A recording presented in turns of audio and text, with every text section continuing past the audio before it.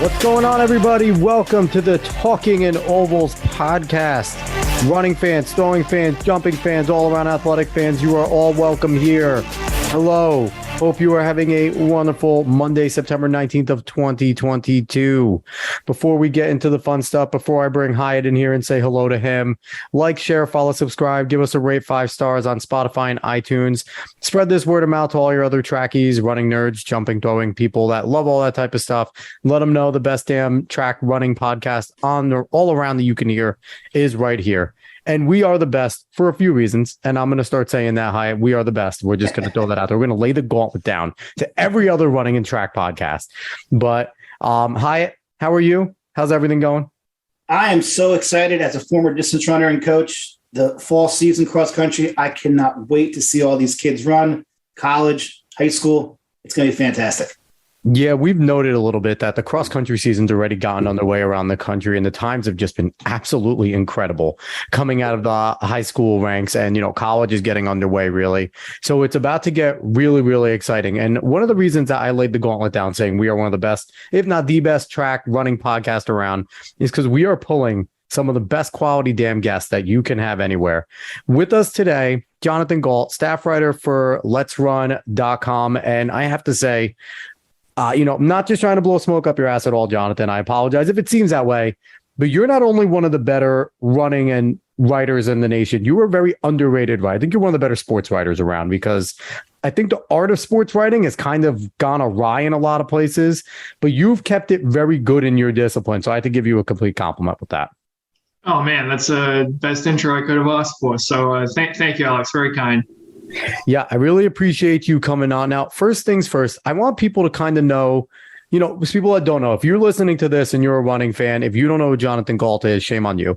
But first, I want to ask, how long have you been writing for LetsRun.com? Where were you kind of before this? Kind of give us Jonathan Gault's little origin story here. Yeah, LetsRun.com is really my only real job. I had a couple internships in journalism in college, but I started with Let's Run in the summer of 2014. I needed an internship to complete my master's degree at Syracuse University. So started working with Let's Run, wrote a couple articles, went to USA's, went to NCAA's, covered a few meets. They liked what they saw, hired me full-time in September 2014. So yeah, I've been with them a little over 8 years now. That's awesome. That's really cool. And, LetsRun.com, I think, is, before that, was most famous known, me and Hyatt were talking about, for their forums. The forum was a huge deal, especially for high school kids. The forum is both, I feel like, a gift and a curse, because you can get some really great stuff out of that forums. Hyatt, you mentioned that you got some coaching things from the forum. Coaches have really great interactions there. But then you also get high school kids talking about whose PR is trash, who's who's that. So it's kind of a mixed bag. So we're going to have a good time today. We are going to talk about your most recent article. I really want to. Loved it. Me and Hyatt both read it. We both talked, and we were kind of throwing around like what we really wanted to talk about. And Hyatt's like, let's just talk about that article. It covers so much, and it does such a good job. So covers everything that we were going to talk about anyway. Yeah, it really does. So first, I want, me and Hyatt have talked about the track season. We've talked about a bunch of Diamond League beats as they've come up and things like that, and Worlds and Europeans and all that. And there's been so much that have gone on. I want to get from you, what are your general impressions just overall of the season as you watched it unfold? I thought it was a lot of fun. And it was interesting because when they announced the schedule for 2022, it was probably last year or in 2020, and they said they were going to have World Championships in July, the earliest it's ever been, and then the Commonwealth Games, and then the Europeans. I thought it was a little weird. They were sort of they wanted to make sure these Commonwealth and European championships were still happening, but also the World Championships is the biggest event in the sport. Shouldn't that be prioritized? I wasn't sure how it was going to work. I thought it worked really well because the World Championships were pretty awesome. No, they didn't sell out Hayward Field for every session, but the people who did go there made quite a lot of noise. I think it was a good atmosphere. The Americans crushed it on the track and in the field. So that was great. But then what really amazed me was some of the crowds we got at the Commonwealth Games in Birmingham and then the European Championships in Munich. I think part of that maybe has to do because they were part of like larger multi-sport events, but the passion you had and just the atmosphere. Like there was one night in Munich, they had about 5 or 6 big finals. It was the night of the men's and women's 100-meter finals. And I was like, wow, that is one of the best nights of track and field I've seen in a long time. That was better than some of the nights we had at a world championship. And it just made me think that it doesn't just need to be like a world title on the line for people to care about track and field. If there is some sort of title, European, Commonwealth, you've got a couple big stars like Marcel Jacobs, and you've got a lot of fans. That is what this sport needs more of. And it was pretty encouraging, honestly. I agree with you on every point that you made. The only thing that bothers me, and maybe Alex too, is the fact that you can't sell out a world championship here in the United States. If that was just, like you said, a smaller meet almost anywhere else in the world, every session would have been sold out. It just bothers me that here in this country, we still have such a hard time with promoting this wonderful sport. Yeah, I think one of the issues you get, I did a lot of thinking about this over the summer. It's like, why can't Eugene sell out a world championships? And then why can't the US sell out a world championships? And I thought one of the things was the price point. I think it was just a little bit too expensive. I think the organizers probably expected that because this was the first US hosted world championships, they could set it wherever they want and people are going to pay it to come, especially because the stadium's pretty small. There aren't that many seats to sell. I don't think that quite worked. I think the other issue is if you look at some of these European cities, Birmingham's in the middle of England. England is smaller than, I think, geographically the state of Alabama. So if you want to get to Birmingham for one day of track and field, pretty much anywhere in the country, it's like a day trip and you're going to be able to manage it. It's not going to be that hard. Same with like Germany's bigger, obviously, but Munich, it's easier to get to Munich from around Germany than it is to get to Eugene from, say, New York City. So I do think that's one of the issues is Eugene's just so remote. There aren't really many large population centers that can just say, hey, let's make a day of it or let's go in for the night. If you're going to get to Eugene, it's going to have to be a multi-day trip. You're probably going to have to get connecting flights. But unfortunately, that's really one of the only tracks, maybe the only track in the country that's capable of hosting world championships in the US right now. So we kind of have to make do with what we've got. Do you think the lack of how the sport is covered here in America also plays a huge role in that? Like we've been talking for many episodes now about we love the concept of the American Track League, and we think that it being on ESPN can help it, but you need to get your bigger stars to actually go to those meets to help promote it here so that when we do have a world championship, we can certainly have everyone get a lot more excited. Yeah, it's interesting. Like, I feel like ESPN in some ways sort of sets the agenda for what's important in this country. Like if they're talking about NBA or NFL, that's what they talk about on First Take. That's what people pay attention to. And they don't really have any track and field conversations. So if you're a sports fan and you're trying to get exposed to new things, you kind of have to go out of your way to do it. Now, that said, we do have the American Track League meets on ESPN, and I think it's great what Paul Doyle's done, and he's got a bunch of other meet directors he works with to try to get that thing exposure. What I see is a couple issues. I mean, the stars not coming. I mean, obviously you'd like to have more stars at every American Track League meet, but I think they do a decent job of getting domestic fields. The one thing I would say is that the broadcast quality is still a little bush league for those meets. And I don't know if improving it would suddenly make everyone want to watch these things or make it way more popular, but it couldn't hurt. And I think that's one step they kind of have to take though. I think part of the issue with the sport, and we've talked about the marketing aspect ad nauseum. I think also the other part, especially in America, is kind of outside of Sydney McLaughlin. We know who some of the stars are because we like running. But the common fan maybe knows who Sydney McLaughlin is. They really, like, if you go to say like Noah Lyles, do they know who Noah Lyles is? They should know who Noah Lyles is, but there's no marketing for it. Do they know who a Thing Mo is? Do they know who Devin Allen or any of these, big runners, Michael Norman? They don't know who any of these people are. And I feel like that's the problem. And they're more likely, to know like a fringe G League basketball player that, is on a two-way contract with the Bucks than they are one of the bigger names in track and field. And I'm just curious from your perspective, since, you have dedicated your life to writing about this. What is kind of an answer that maybe you guys have almost thrown around? Because me and Hyde have talked about, we need a big pocket to kind of consolidate and give contracts to these individuals to go to lead to say, these are 6 meets in the year that you need to meet if you want to make this amount of money. This is a contract. We need you at these 6 meets. And then we can start promoting these individuals. And that, I think that would make all the difference, because it doesn't even have to be Sidney McLaughlin.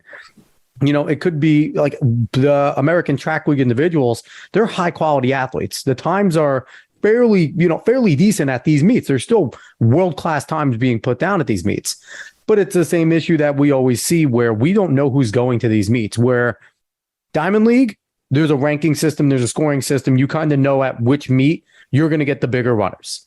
Especially when the points start getting calculated, we know who's in the running for that Diamond League championship. I just feel it's an issue that there is no promotion of athletes or big meets or anything like that in this country to kind of get us to the next step. Yeah. And Max Siegel, when he spoke at the World Championships in the press conference, he did say they're trying to start a domestic series here next year. We had a couple of meets. We had the Bermuda Games was part of it. Obviously, Bermuda's not in the USA, but also they had the USATF New York City Grand Prix, which I think is good to have a big time track meet in New York, even if, again, wasn't a ton of spectators of that one. So they've announced this sort of strategic plan in the lead up to the 2028 LA Olympics to have a domestic series to get the stars competing at it more often. They're kind of short on specifics beyond that. I asked them, what else are you doing to kind of promote the sport? And they're like, oh, well, yeah, we've got the strategic plan and everything. And they're pretty short on details. But I don't know, the way I see it, I feel like NBC and USATF, they're kind of two of the organizations that need to sort of promote these athletes. And I was pleased to see NBC looks like they're starting up a weekly, Road to Paris show. I don't know how often they're doing it, but they had an interview with Noah Lyles over the weekend in the first episode. And that's great, because Noah Lyles, we know he's an electric personality. If you're getting him in front of mainstream mainstream sports fans, like, wait, this guy's the American record holder. He is really exciting to watch. He's got some, he gives some good quotes. He's Noah great Lyles on Twitter. Is everything you want. Great on Twitter too. I just saw you comment where he's like, I'm going for that double, and you just gave Lane Kiffin eyes, which I loved. I love that. That's one of my favorite memes. So I have a question for you, because maybe I'm a little naive on this. Outside of Icon Stadium in New York City, where else is specifically designed for track meets? Right. Most of the other places, let's go to college, and but Hayward Field's a school. You're now trying if you're the USATF, if you're ATL, if you're any of these companies, you have to pay insurance in order to get athletes on here. There's a lot of overhead in order to get a meet done at a school that already has a bunch of student bodies. Where we've touched on this before, in Europe, you go to a lot of other places that, like track and field, they have track and field specific tracks with beautiful setups for field events, where we don't have those stadiums here. Besides, only one I could think of is kind of Icon in New York City. And maybe there's a few more throughout the country. I just haven't been there. But it's that's the only place I could think if you're really going to hold one of these big meets and not do it on a college campus or a high school campus like ATL's been doing a lot of. Where else could that be done? Yeah, outdoors, I can't really think of many that aren't connected to some sort of educational institution. Now, indoors, it's been pretty good, actually. But it feels like every year you get a new track built. I think the one here in Boston, the track at New Balance, is going to be awesome. That could be the Hayward Field for indoor track. Certainly. We've got a bunch of other new venues popping up. There was one in Chicago last year, Spokane. I went there for USA's. That was really nice. So indoors, I actually do think they're doing a pretty good job of it. Yeah. Outdoors, who knows? But then, how are you going to pitch that? You're just going to say, hey, give us a few $1 million to build a pro track and field stadium. No one's going to want to fund that. There's no revenue, there's nothing in it for them. It's kind of, do we need the chicken or the egg first? Which one comes first? And then I always think, whatever happened to the stadium that they had the Olympics in '96 or in Atlanta? What happens to these stadiums? Why are they not still used? Yeah, that one. Well, the Atlanta Stadium got turned into the Braves Stadium, Right. and now they don't even play there. I don't know what happened to it, but that was 25 years ago, and I think now it might be Georgia State's football stadium. I think that's what it is now. Good use, great use of it. So, we got a little off track, which I think is okay, but the general impressions, and just from me in all my years, and I think this is one of the better seasons I've ever seen overall in the world. We've seen multiple records go down. We've seen fierce competition. We've seen some new faces popping up. We have a few, I'd say 2 people that arguably are going to go down as the greatest in their events ever, between Sydney McLaughlin and Mondo Duplantis. So talk a little bit. I'm curious, if you had to pick an MVP this year that was, the most outstanding athlete that continued to just be excellent and do it, there's a lot of names to choose from. Who would you throw down as your unabashed MVP ahead of the rest? That's a tough one because, like you said, we had Mondo setting a bunch of world records and he competed a lot. We had Sydney McLaughlin. She didn't compete much, but she was amazing when she did. Probably the single most impressive performance of the year.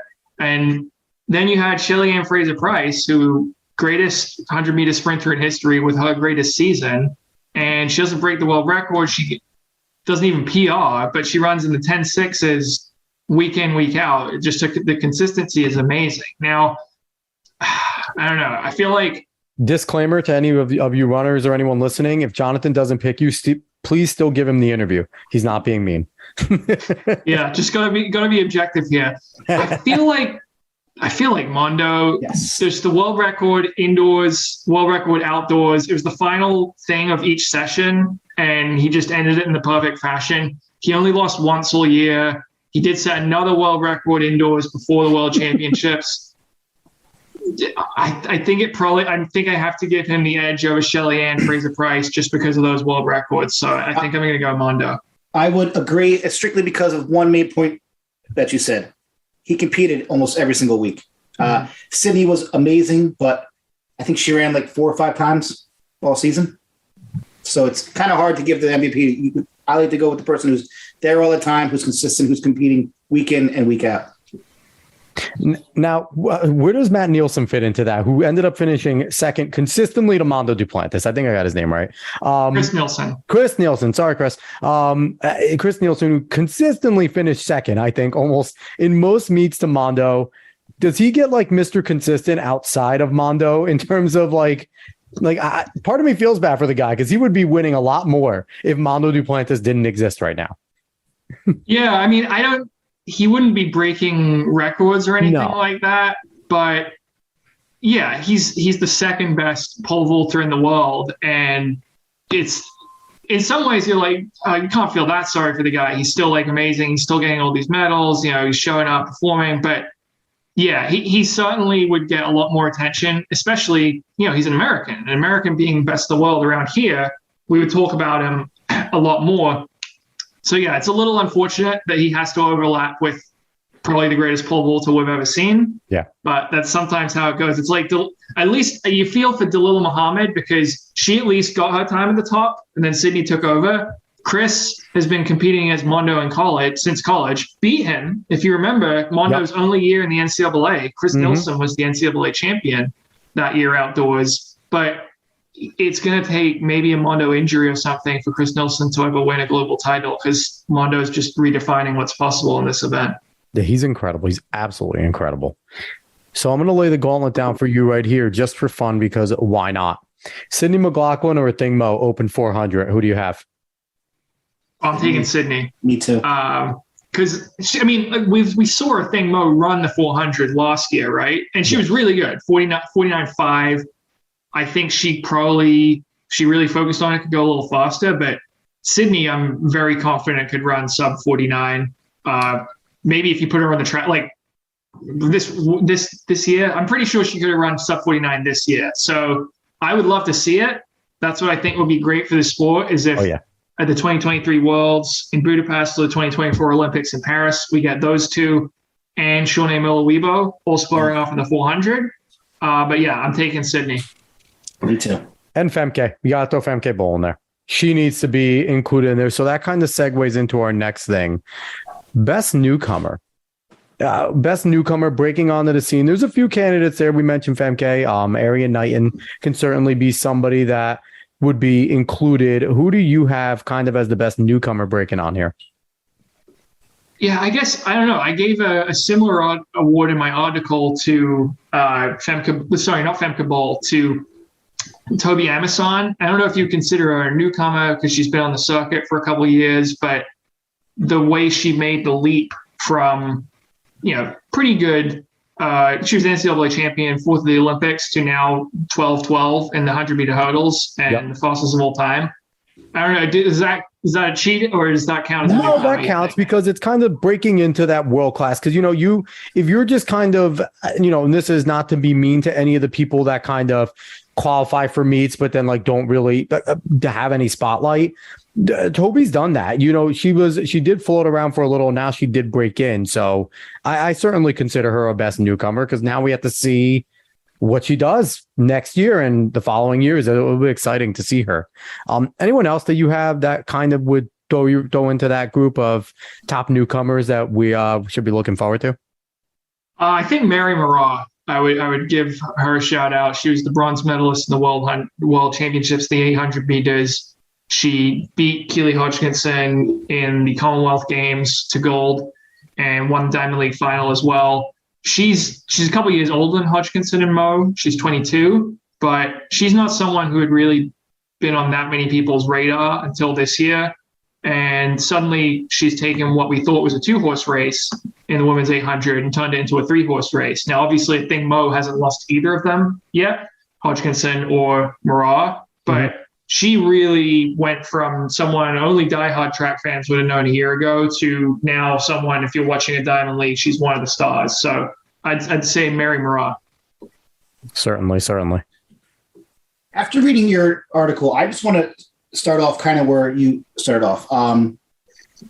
Ingebrigtsen. I mean, how great of a season do you think that he had? And can we start to put him in that same level as Lagat and El Garouge, or do you think that he still needs more time to prove himself? I think he's getting there. The thing we had from Lagat and El Garouge is they didn't just have 1 year of this. They were at the very top for a couple of years.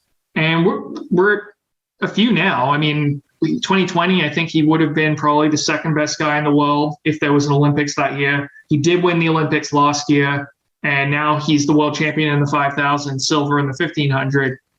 Yeah, I think we're starting to see that he's going to be the El Garouge or the Lagat of the 2020s. And it's not that he's not unbeatable. We've seen it. Jake Whiteman beat him at the World Championships. But I do think he's the best guy in those rabbited Diamond League races, which is the majority of the races that we see these days. The question is he going to get, so good that he can do the same thing at Worlds and just blast away from everyone like Timothy Cheruiyot did in 2019 at the World Championships? Still one of the most impressive 1,500 performances I've ever seen in Doha. So, yeah, I think he's definitely getting to that level. Is that kind of – go ahead, Dave. What do you think about his claim that he might try the triple at the Worlds, 5, 10, and 15? I think it's fascinating to see if he actually attempts it. And the thing though that was brought up, there was a message board thread about this because I was sort of saying, well, athletics, you need to change the schedule. I had this whole article. It's very similar mix. Yep, we read that. Yeah, they just have to move the 1,500 round back a day, the semifinals, and it'll be fine. But the interesting thing is, look at what happened to Sifan Hassan. Sifan Hassan, one of the best runners in the world. She does the triple in Tokyo. It goes very well. She gets 2 golds and a bronze. But it totally destroys her. Emotionally, physically, it's just so grueling that she basically doesn't run until May of this year. And when she does come back, she's not quite the same runner. Now, I think she'll probably be back to normal next year. We started to see flashes of it at the end of this season. But it's a big ask to go 3 different distance events. You've got prelims in 2 of them to put all that energy into doing it, like in the world, especially just the World Championships and not an Olympics. Would he really risk what happened to Sifan Hassan the year before an Olympic year? I don't know. So the fan in me wants to see him do it, But if I was coaching him, I'd be like, oh, Jakob, maybe we save this until Paris or something like that, because you're worried about the long-term effects. Yeah, I have two questions to go with Ingebrigtsen. One, is his beatability have to kind of do with his age? Because, he's running a lot more, the 5K and 1500, much more tactical races. So you can slip up and lose in those races. And it's not like he's getting blown his doors off and he's finishing back of the pack. He's getting second place. Would you equate that to kind of his age and kind of his inexperience at running at these world levels consistently like this? And number two, second question for you to consider, could Mo Farah in his peak have done the triple and been successful? I don't think Mo could have done the triple because I don't think he was good enough in the 1500. He was a time trialer. He could run 328, but I don't think he was out kicking those guys. So yeah, I'll answer that and say, no, I don't think Mo could have. But with Jakob, I think, I think the bigger thing that has to do with why he got beat in Eugene is it's very hard to run away from people the way he did. I think tactically he made an error in trying to push on and take the lead early in the race or midway through the race when he had Timothy Jerriott willing to kind of keep pushing the pace for him. And I don't know, that might come a little bit with not being as many finals, but he'd already run the World Championship final in 2019. He'd run the Olympic final in 2021. He played that very well. He won the Olympics at age 20. So I think it was more just a tactical error. And I don't know if it was because he didn't have the experience. I just think it was kind of, he made a mistake. And the other thing is the 5,000, I don't think anyone's beating him in any kind of race right now. You could throw him in. I just watched that race in Eugene, and I'm just like, incredible. How does anyone beat that man in a 5,000? I don't see it. Can't. No shot. We'll keep going with the article a little. Dave, we've talked about this a little bit. U.S. middle distance. Men's side. Men. What's going on right now outside of Grant Fisher? What's up with U.S. middle distance? I don't know. It's funny. I was rereading that article this evening. I was just looking at that section. I'm like, I didn't realize how bad this year was until I actually dug into the numbers. And I was like, wait a minute. America didn't have a single 800-meter semifinalist on the men's side.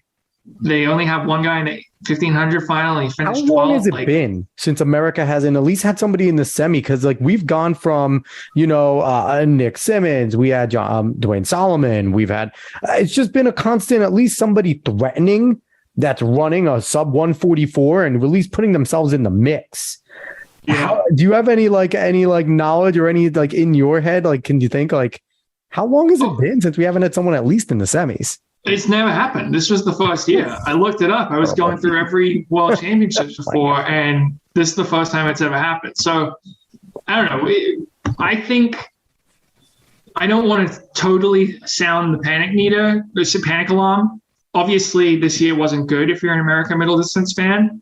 Outside of, Grant Fisher, you might count who was just long distance. Yeah, it's but what I think people need to remember is, think of all the young talent America has right now and how many of them were banged up at some point this year. Yard Goose, Cole Hawker, Cooper Tier, Donovan Brazier, all of them really super talents. All of them were hurt for significant portions or important portions of the 2022 season. So I think all of those guys are athletes who could be contending for medals at a global championship down the road. We've seen Brazier win one already.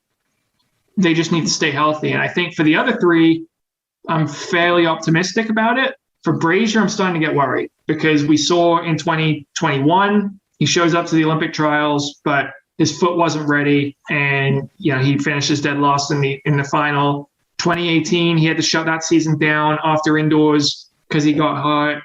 And it's just unfortunate because he's an electric talent and he doesn't need a lot of training to get up to that high level.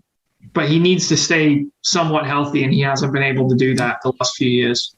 And also, you never know how anything's going to pan out in the future. But when you have a season where you have 4 high school kids break 4 minutes and 2 high school kids break 147, you got to think some of that talent's going to pan out into something. Yeah, for sure. Cade Flatt, really great season. Colin Solomon, Gary Martin, all these guys. And then we got a couple of juniors doing it as well. Yeah. I think some of it's the super shoes, but also in a few years, these guys are going to be pretty good.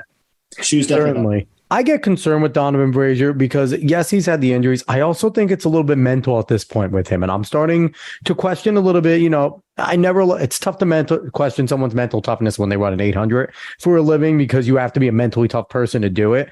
But I do think that the doubts kind of creep in sometimes. And I'm waiting for him to get kind of, he has competed at a high level. He's won. He's been successful. But we need that Michael Norman moment for him to kind of come in. Michael Norman had his moment this year where we have to see if he sustains it. And he now can continue to be the dominant 400-meter runner in the world. But I think Donovan kind of needs that regeneration of him because he has the ability.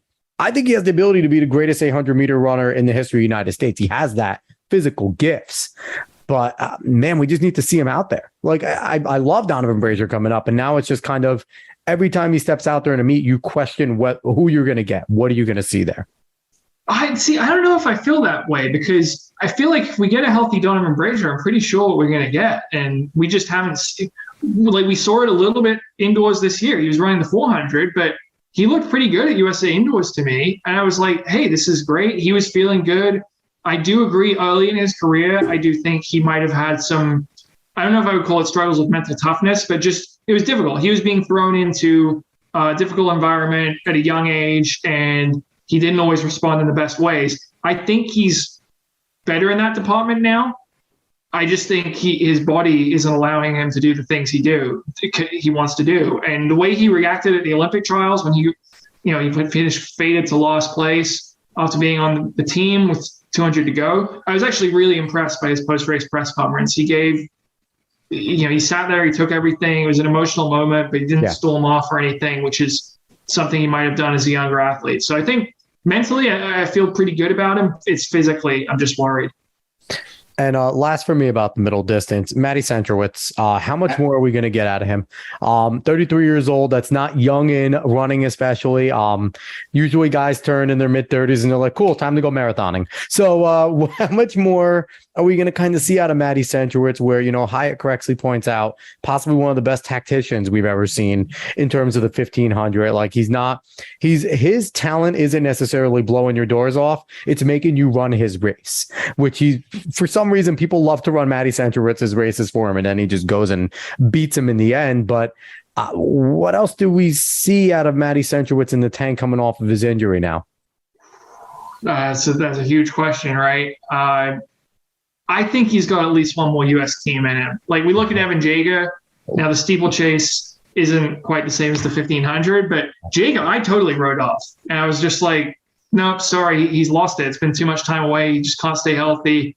He didn't look good early this season, and then he comes in, makes the team, finishes sixth in the world. So Centrowitz, he's dealt with injuries throughout his career. I don't think he's dealt with an injury as serious as this one, where he has to go get the knee surgery. But I don't know. He posts a lot on Instagram, and I feel like he's got that dog in him.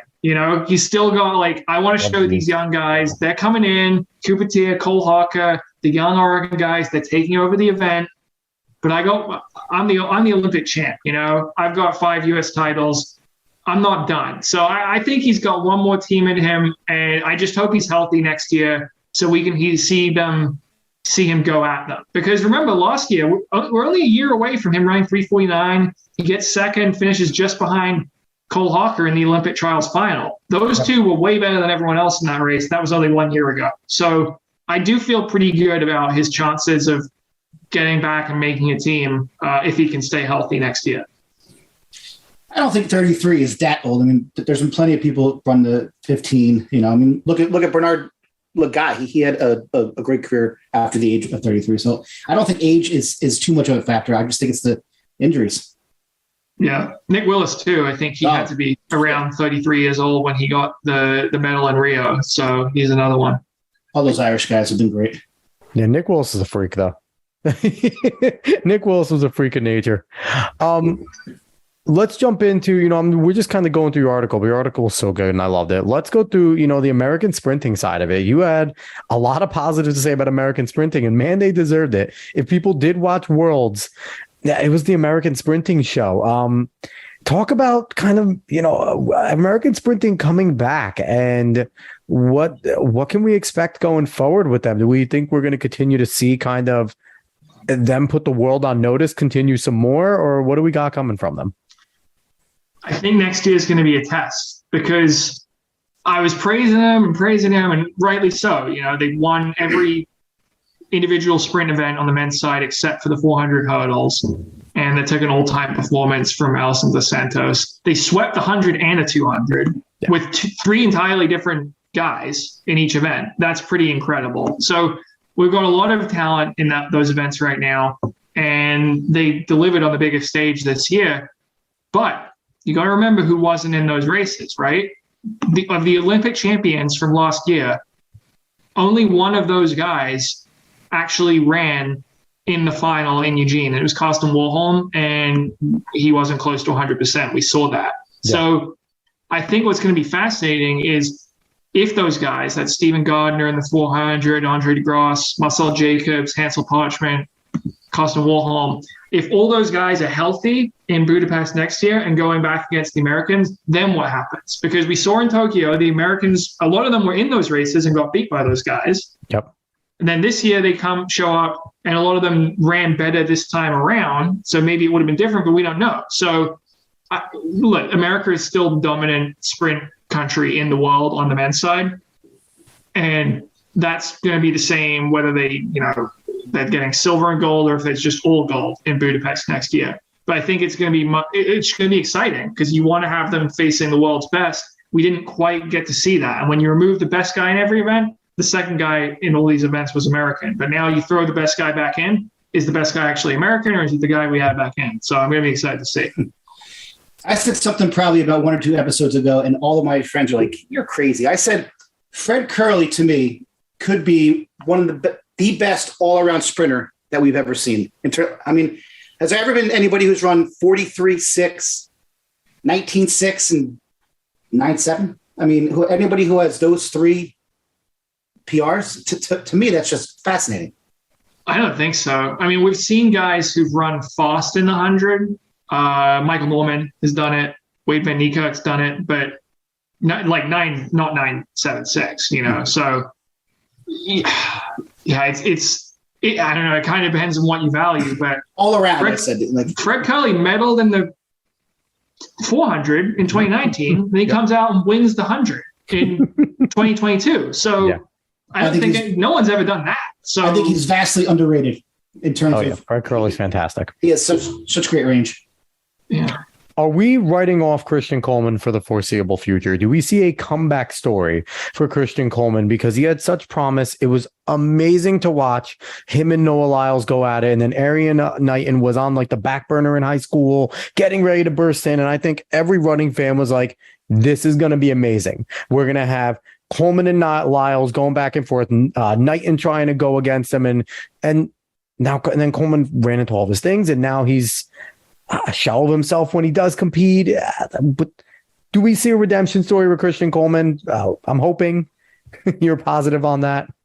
Yeah, I'm not totally writing him off. The guy, I think he's 25 or 26. Yeah. So I wasn't sure how this year was going to go. I could totally, heading into 2022, I thought, hey, this guy could just show up again and he's the man, and it's exactly where we left off in 2019. Or it could be, he's been away from the sport for a couple of years, and it might be an adjustment period. And it was the latter. And he got beat at World Indoors in his specialty event by Marcel Jacobs, shows up pretty underwhelming at the U.S. Championships. Well, he doesn't run the final, but underwhelming at Worlds, he doesn't medal. So, yeah, I'm sure there are going to be some people who totally write him off, but he's also a guy, he's already medaled in the 100 at Worlds twice. 9.76, that's the same as Bromell and Curley. They all have the same PB. Yep. Can he get back there? I'm not writing him off yet. If he has another bad year next year, maybe I say, okay, this whole whereabouts thing screwed up his career, totally ruined his career. But I still am going to back the talent that he could do something special next year. Can we shift over to the ladies for a second? In the sprinting, outside of Sydney McLaughlin, we've had a lot of good performers, but Jamaica's been dominating the 1 and the 2. We saw the emergence of Abby Steiner coming up, and she ran a lot this year. And I think she gave a lot of gutsy performances during the championships. So I think her legs were a little burnt out by that point. She ran really well, but you could see she was working towards the end there. Where are the women? Are they going to catch up, you think, coming closer to Jamaica right now? Because Jamaica has, Fraser Price, Sharika Jackson. They have a lot of, Thompson Herrera still very good. Can we see the women kind of take another step and really start competing there? Or are we just looking at kind of Jamaican dominance again for another year? I think the problem for the Americans is the Jamaicans they're going up against are some of the greatest sprinters the sport's ever seen. Kellyanne Fraser-Price, Elaine Thompson, and now Sharika Jackson, who's number 2 all-time in the 200. Yeah. Like, if you want to compete with these women, you have to be running ridiculous times. And really the only American I see right now who might be capable of getting that is Sha'Carri Richardson. And we don't know if she's got her, she hasn't had her head screwed on straight for a couple of the big meets this year. But she's the one who I think talent-wise might be able to get there. But otherwise, I think you might have to bank on the Jamaicans just getting a little older or, not running at historically great levels. Because if it's going to take 10-6 or 21-4 to win these events, I just don't think the Americans right now are good enough to do that. Really quick, Jonathan, can you talk to somebody in Sha'Carri's camp and just tell her to stay off social media and don't read the news and stop doing all of it? Because I feel like she does get in her own head. And like you said, she's unbelievably talented. But then I just see some of her tweets and I see what she's falling into, like the me against the world. And I get it. I think she's gotten a raw shake with a lot of the national media and a lot of things going on. But man, what she could be, just stay off social media, Sha'Carri. Just go be you and go crush it. Because I agree with you. She's like America's hope against a Jamaican juggernaut going on right now. Sorry, Dave. No, I'm just saying, I feel like we've been waiting for Shelly and Fraser Price to get old for about 10 years now. She's just she's just a freak, and I don't see her slowing down. Yeah, I know. I was messaging with her agent Paul Doyle last week, and he was just like, "Yeah, we keep waiting for Father Time to come and catch her, and just hasn't showed up yet." Usually this is around the time that it starts happening to sprinters, and it hasn't. So, but she's still excited. She still wants to run 10.5, so she's going to be motivated going into next year. And with Sha'Carri, look, I'm not going to go in there and tell her how to live her life. She can do her own thing, but I do think she is a huge talent. It will be a shame to see it squandered.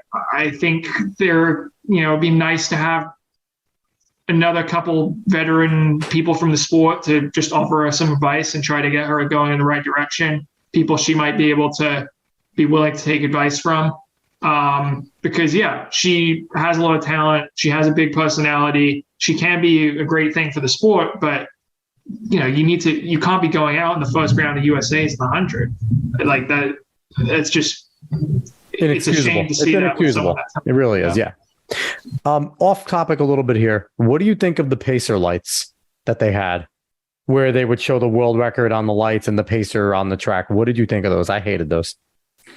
I don't like them for every race, but for the record attempts, I actually do like them because I think it's led to some fast times. It helps the fans see exactly, if you're in the stadium, you don't have to do math and figure out, or if you're watching on TV, say that's what are they exactly on this pace or what? You can just say, oh, they're on the lights, the record chase is still on. So if you're making this thing into a record attempt, yes, I love them. For regular Diamond League races, I don't think you need them for most of the time.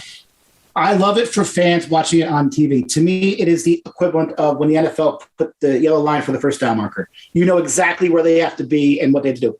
Now, if I was in a race, I don't know if that might interfere with how I was running the actual race, but for a fan, I think it's absolutely perfect.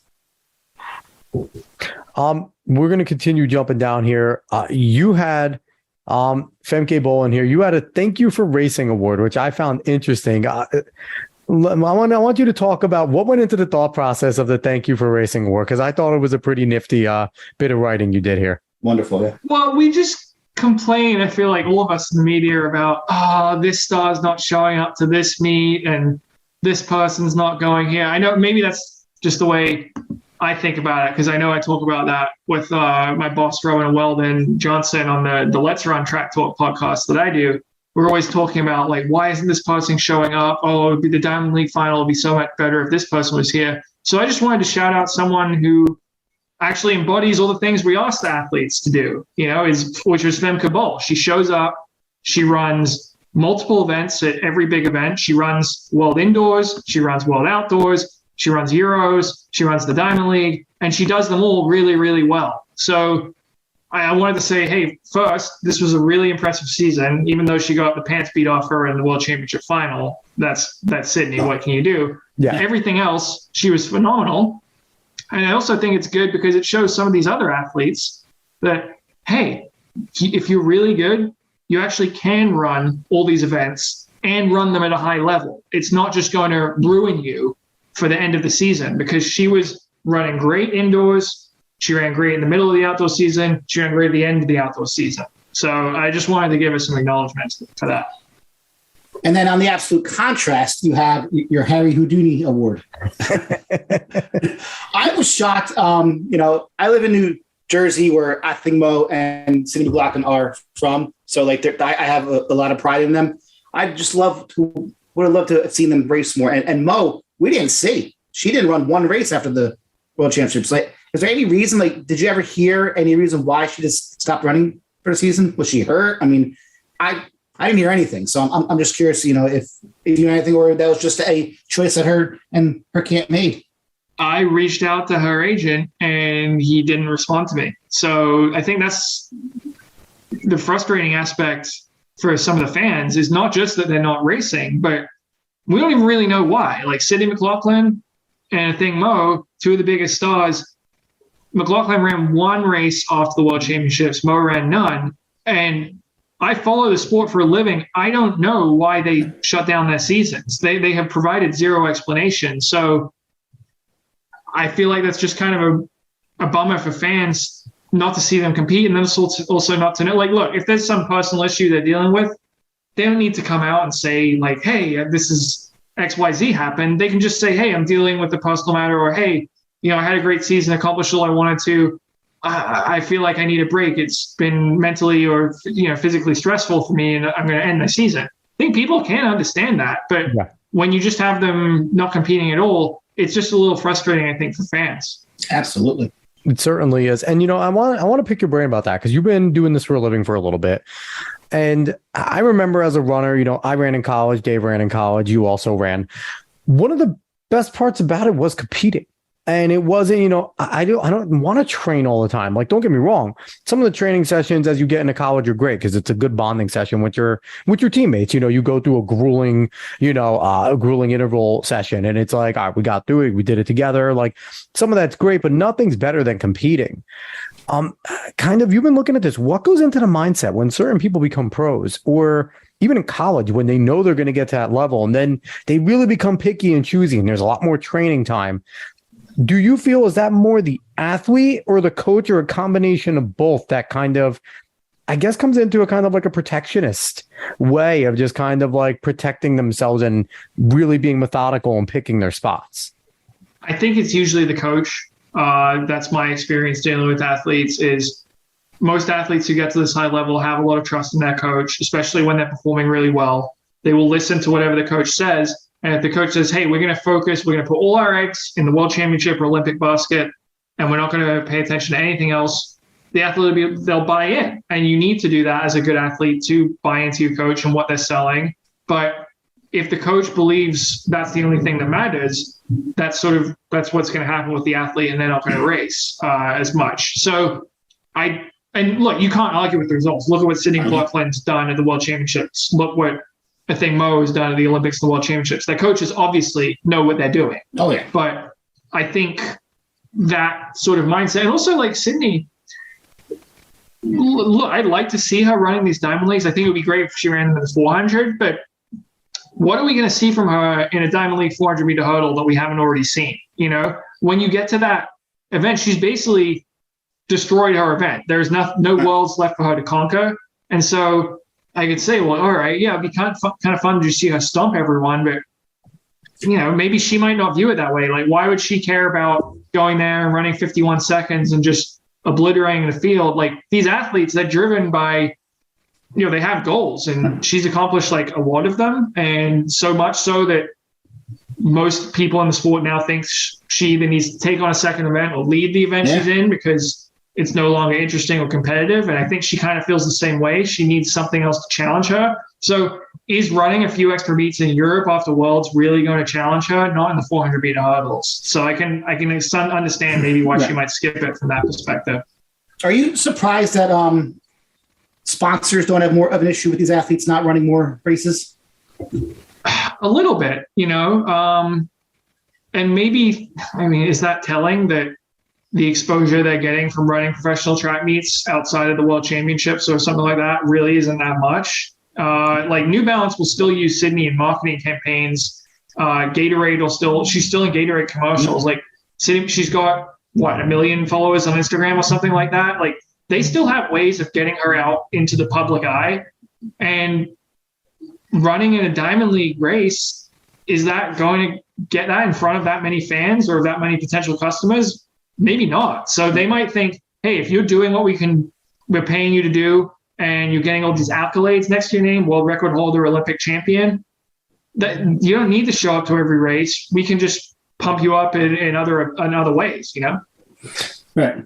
Yeah, we certainly need a few billionaires with deep pockets to contract a bunch of these athletes and say, hey, these are where we're going to put you. And again, I think it will be, maybe not for a Sydney McLaughlin, even though I think she would also benefit with a lot of money. If the American market ever really found a way to get fans, they would make money like no other. Because one thing we've seen is when Americans really start to like something, the money that athletes can make is absolutely incredible. So look at the NFL, NBA, MLB. And I think if American runners really thought about that a little more, they might want to put their eggs into more of a basket and maybe, okay, let's maybe unionize. So let's maybe push to get a circuit and it doesn't have to be that many meets, and it maybe doesn't have to be like that much money right away, but it'll probably be significantly more than what they make, a lot of them, because a lot of them aren't winning the Diamond League. You know what I mean? And a lot of them aren't getting these big time sponsorship deals. So that's, I've been pushing that for a few episodes, but I really think that it would benefit everybody if they really thought about it that way. Yeah, it's hard to do for sure to get something like that off the ground. But I do think one point you made is like, if America really likes a sport, it takes off, and the TV contracts get that much bigger and everyone else gets that more wealthy within the sport. And the interesting thing is, like, what American sports fans really like? Sports where Americans are the best. Yeah. And that's what you have in track and field. America is the superpower in track and field. So, you do have that. That's a nice little bonus with trying to make track popular. Well, even look at soccer. Soccer's not even a big sport in this country, but MLS has been expanding. They're getting more deals. They're adding teams. You don't add teams unless you're making money. And if anybody's watching MLS, I'm a freak and I watch a ton of sports, but the MLS quality is getting significantly better. There's a lot of steps that need to be taken, but it's getting better and it's getting there. And I think that's an example that track could take, where there's a grind to be had, but if you start to do it and do it the right way, you can start to really get something going there. And I think they would be bigger than soccer in like 5 years, easily, and challenging some of the bigger leagues. I really think that they could do it, especially like you said, with a dominant group there. And I think you'd have internationals knocking on the doors, and the Diamond League would be pissed if Americans actually put their what Americans do best and just throw money at something and make it work. So I don't know. Last thing I want to ask you, how much do you pay attention to the college circuit? I think you do a good amount. Do you see anybody up and coming that we should be thinking of next year popping into the scene that maybe a lot of people don't know about in terms of track and field? It's always interesting because, I feel like I don't start learning about the next big thing until like January or February, when they start running these fast indoor times. And then you're like, oh, this is going to be someone we're going to pay attention to. I mean, usually the way to do it is to look at whoever was maybe 4th or 5th at NCAAs last year as like a freshman or sophomore. Those are the ones that are going to pop off. But I do have one guy in mind and that's Mekhi Williams. And I don't know if it counts as like sort of a breakthrough because I think most U.S. track fans already know about him. But he's coming back to Oregon. We saw what he did the last couple of years. Obviously, he disappointed at NCAAs, but he was very good at the U.S. Championships and the Olympic trials the year before that. And he's just a huge talent. So I think he could be the man in NCAA track this year if all goes according to plan for him. Certainly. Dave, you have anything else that you want to go for? Because I have one last thing I want to ask him about. Yeah, I just have one thing. It's kind of something that we've discussed quite a bit on this podcast. Do you, what's your opinion on most of these Diamond League meets just being only available on Peacock, which is a paid service, as opposed to trying to find them somewhere where they can watch it on regular broadcast TV? I think it's always better if you're going to have it on a TV network. But I'm just grateful that Americans have a way to watch it. And it's not that complicated. Like Peacock is fairly affordable, and it's going to be, every meet is going to be on Peacock. It's not one of these things where you're looking across all different networks, or is it going to be here? Like there might be some meets that are televised on USA or on CNBC, but they're all going to be available on Peacock, and you get the international feed, which is great because I really like the announcers, and there's no commercials. So that's so much better. It's great to have a meet like this on TV, but I think American fans are kind of fortunate. Peacock, it's a fairly high quality product and it's fairly affordable. So I don't think it's the worst thing in the world for that to be the home of track and Diamond League track and field in the U.S. Yeah, the world feed is key because a lot of times we always say when it's on NBC, they just throw too much of that fluff in there for the diehard fan, like all the personal bios, which I get from a marketing standpoint. But when you're just trying to watch the race and they only show 3 or 4 laps of the 5K, it gets kind of frustrating. So I do like the fact that they do use the world feed and they actually show pretty much the meet in its entirety. And that's wonderful to watch. The last thing I want to jump into, I want to get your opinion. World standards for 2023.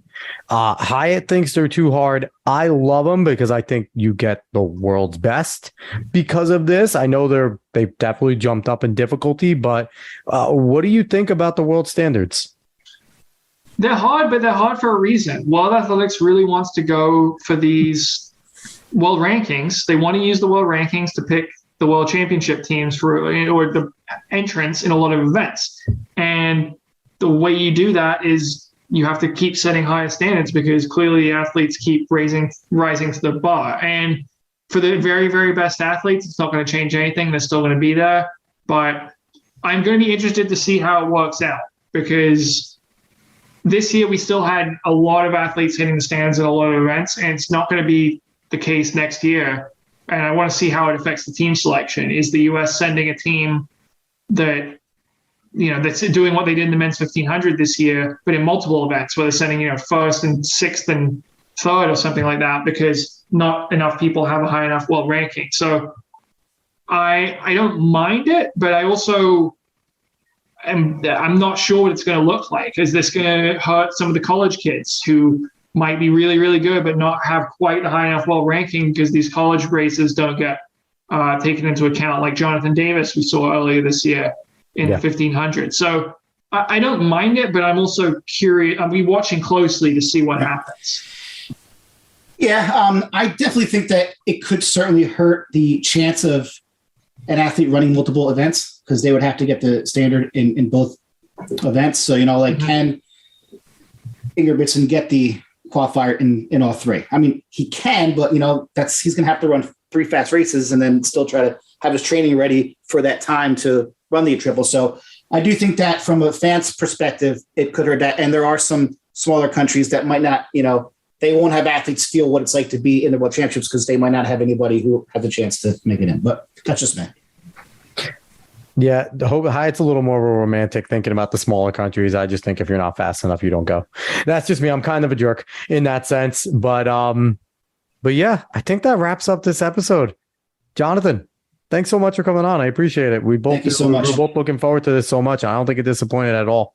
Oh, it was a pleasure. I feel like, an hour flew by. So I really enjoyed talking track with you guys. I'm happy to come back anytime. Wonderful. Yeah, it certainly did. Again, Jonathan Gault, staff writer at LetsRun.com. He's been gracious enough to bless me to come on 2 separate podcasts. It's great. He's one of the most accessible people that you can find. I don't know if he wants me to let that cat out of the bag, but he's nice enough to answer messages if you would just message him. Not a lot of people with the check mark on Twitter answer messages, so Jonathan's a good one. Everyone, really appreciate you all from listening. Talking Novels podcast. Find us on Twitter at Talking Novels. Jonathan, anything you want to shout out before we go? No, I mean, like I said, you can find my work at LetsRun.com. I do a weekly podcast as well. It's the LetsRun.com Track Talk podcast. So if you enjoy Talking Novels, I think you might enjoy that one as well. So that's my plug. But yeah, just thank you for having me. And I'm still working on that blue check mark. I do not have it on Twitter. So I thought you had it. They didn't give it to you yet? No, maybe once I get it, I'll become big time and start ignoring everyone. But till then, I have to be accessible. Oh, that's terrible. I really thought you had a blue check mark. Twitter, what are you doing? I mean, that's a lot of questions we can ask Twitter there. So I digress. Wrong podcast for that. But anyway, everyone, again, thank you so much. Hyatt, as always, we'll be back next week. Like, share, follow, subscribe, rate 5 stars, spread this word of mouth, and maybe Jonathan's podcast might be a notch above ours. We'll let it go there. All right, everyone. Thank you so much for listening. So long, everybody.